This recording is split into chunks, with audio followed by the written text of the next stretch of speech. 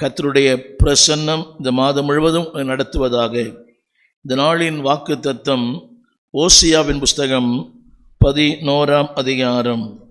ஓசியாவின் புஸ்தகம் 11ஆம் அதிகாரம். அதிலே ஒரு வசனத்தை மட்டும் வாசிக்க விரும்புகிறேன். ஓசியா 11ஆம் அதிகாரம் 9ஆம் வசனத்தில் இருக்கிற 4வது வரி.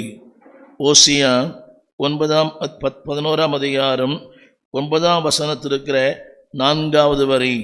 என்னோடு சேர்ந்து நீங்கள் யாவரும் வாசிக்க அன்பாக கேட்கிறேன். பக்கம் 1057. ஓசியா 11ஆம் அதிகாரம் 9ஆம் வசனத்துடைய 4வது வரி. என்னோடு சேர்ந்து எல்லாரும், நான் மனுஷன் அல்ல,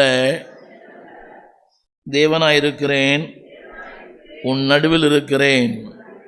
திரும்ப ஒரு முறையாக அந்த வார்த்தையை என்னோடு சொல்லுங்கள். நான் மனுஷன் அல்ல, தேவனாயிருக்கிறேன், உன் நடுவில் இருக்கிறேன்.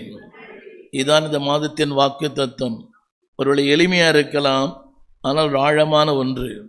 அது ஆங்கிலத்தில் சொல்லப்பட்ட வார்த்தை, நான் உன் நடுவில் இருக்கிறேன். எல்லா சூழ்நிலைகளிலும், எல்லா நிலைகளிலும், எல்லா விதமான சம்பவங்களிலும் உன்னோடு கூட இருக்கிறேன். இதுதான் இந்த நாளில் செய்தி. நான் உன் நடுவில். நான் தேவன், நான் உன் நடுவில். பல நேரங்களில் நம்முடைய வாழ்க்கையில் நடக்கிற சம்பவங்கள், நாம் சந்திக்கிற சூழ்நிலைகள், நாம் சந்திக்கிற எதிர்மறையான காரியங்கள் தேவனையே மறக்க செய்கிறது. யோசித்து பாருங்கள். இந்த வார்த்தையை சொல்லுகிறார், நான் மனுஷன் அல்ல, தேவனாய் இருக்கிறேன். இது அவர் சொல்ல வேண்டிய அவசியமே இல்லை. கவனி, என் பிள்ளையை பார்த்து நான் தான் உங்கள் அப்பா அப்படின்னா அது அவசியம் இல்லை. என் மனைவியை பார்த்து நான் தான் உன் புருஷன் சொல்ல அவசியமே இல்லை. என்னுடைய கருப்பொருள் என்னவென்றால், பல நேரங்களில் அது நம்முடைய சிந்தையை விட்டு போய் விடுகிறது. அந்த வார்த்தை சொல்கிறார், நான் தேவன். அந்த நான் என்று சொல்லுவதில் அவருடைய அதிகாரம், அவருடைய ஆளுகை, அவருடைய அரசாட்சி, அவருடைய ஆதங்கம் எல்லாம் இருக்கிறது. அந்த வார்த்தை சொல்கிறார், நான் மனுஷன் அல்ல. அப்படி என்றால் கவனிங்க, அவர்கள் வேறு, நான் வேறு. நீ யாரை வேணா அந்த மனிதன் என்ற வார்த்தைக்குள்ளே யாரை வேணா போட்டுக்கலாம்.